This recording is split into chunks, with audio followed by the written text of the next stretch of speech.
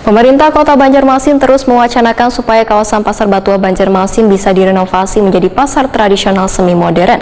Namun ternyata sebelumnya kawasan yang berada di Jalan Veteran Banjarmasin Timur tersebut diwacanakan sebagai lahan untuk pembangunan rumah susun sewa. Bila kawasan Pasar Batua dikembalikan menjadi lokasi pembangunan rusunawa, maka bisa dijadikan dua fungsi, yaitu pasar sekaligus rusunawa.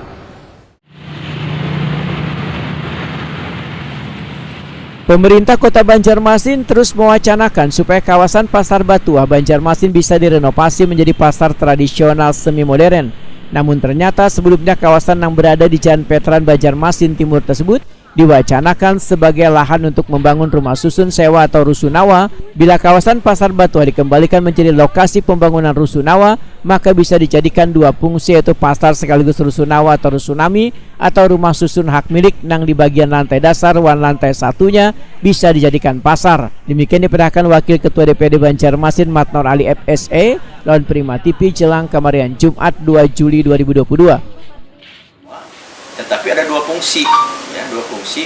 Nanti diinventarisasi masyarakat yang di situ yang merasa yang tergusur akibat dengan adanya kita pembangunan desa dibebaskan. Jadi rusunawa itu nanti lantai dasar nanti dibikinkan pasar tradisional, ya kan. Kemudian lantai satunya dibikinkan pasar modern. Ya. Lantai 2 dan 3 dan seterusnya itu rusunawa. Apakah rusunawa, apakah rusunami? Boleh. Ya, rusunami itu kan bisa dicicil nanti jadi milik ya.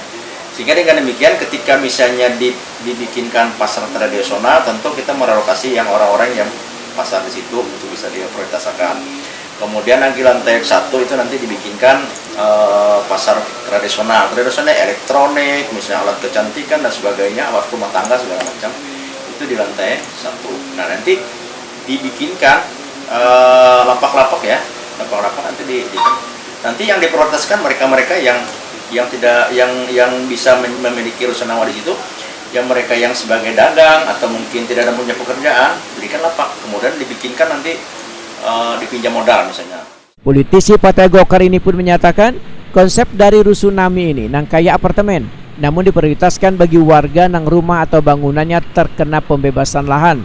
Untuk meningkatkan perekonomian mereka, maka pemerintah kota diminta memberikan modal melalui bantuan UMKM atau KUR, sehingga warga penghuni rusunami tersebut bisa berjualan di lantai dasar atau lantai 1 dari bagian gedung tersebut. Matnor Ali F berharap opsi yang ditawarkan ini bisa menjadi solusi terakhir supaya anggaran revitalisasi Pasar Batua senilai 3,5 miliar rupiah dari pusat kada hangus. Ya kan, pengembangan ekonomi jadi lantai dasar itu pasar tradisional atau tradisional itu termasuk yang basah-basah, sayur, ikan. Nah, lantai 2 itu yang kering-kering, elektronik, perabot rumah tangga, dan apa saja yang mungkin itu nanti bisa, kalau itu bisa berkembang di lantai dasar, di lantai 2, lantai 1 itu bahkan dari orang luar pun bisa akan menjadi mengunjungi asal lengkap semua. Nah, ini yang saya rasa mungkin solusi terakhir sehingga merasa masyarakat juga terayumi, tidak akan tergusur dari situ. Ya, memang dengan dana yang 3,5 miliar itu enggak cukup. Ya. Pusat itu kalau kita misalnya sudah hak milik kita, kemudian lagi kita bisa bebaskan, pemerintah pusat itu dia siap untuk membangun. Nah, itu dengan dana DAK, artinya sekarang aja sudah bulan berapa, bulan ke-7 ya, artinya dalam kondisi sekarang apakah nanti 3,5 miliar bisa direalisasi? Kalau nanti itu bisa direalisasi sampai dengan September, Oktober, November, itu jadi hangus.